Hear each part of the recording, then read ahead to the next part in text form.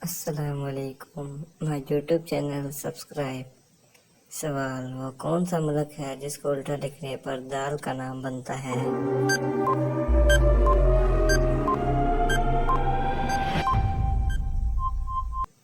जवाब है माश।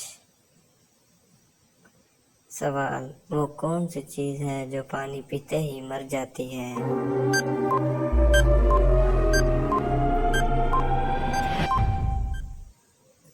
जवाब है आग। सवाल: वो कौन सा जानवर है जो आंखें बंद करके भी देख सकता है?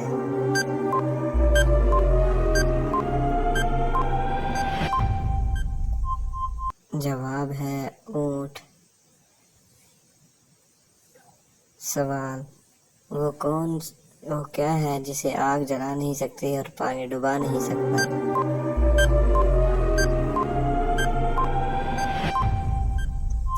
इस पहेली का जवाब कमेंट में करो।